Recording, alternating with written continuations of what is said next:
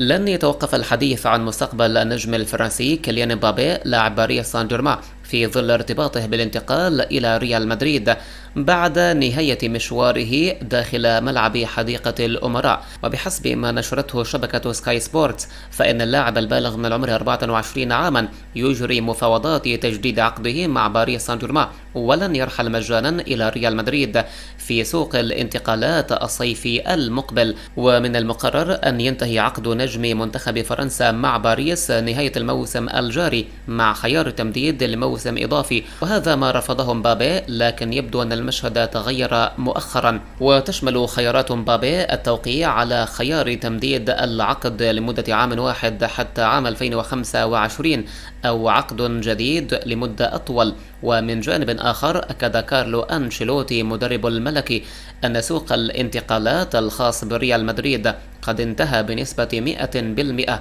ولن يكون هناك أي تعاقدات جديدة لينهي الجدل حول إمكانية قدوم كيليان مبابي إلى الملكي هذا الصيف. أكدت تقارير صحفية إسبانية أن برشلونة تعرض لضربة قوية وموجعة بإصابة لاعب وسط الفريق بيدري في عضلة فخذه الأيمن خلال التدريبات مع البارسا. صحيفة الموندو ديبورتيفو الإسبانية أوضحت بأن بيدري لاعب وسط لبلوغرانا أصيب بآلام عضلية خلال التدريبات، ولفتت الصحيفة أن تلك الإصابة مماثلة لتلك التي عانى منها بيدري خلال فبراير الماضي أمام مانشستر يونايتد، وتسببت في غيابه شهرين عن الملاعب، وهي خامس إصابة يتعرض لها مع البارسا، وجميعها إصابات عضلية. وأفادت بأنه من المتوقع أن يغيب بيدري عن العديد من المباريات المهمة لبرشلونة على مدى 45 يوما تقريبا، وأبرزها أول مباراتين في مرحلة المجموعات من دوري أبطال أوروبا.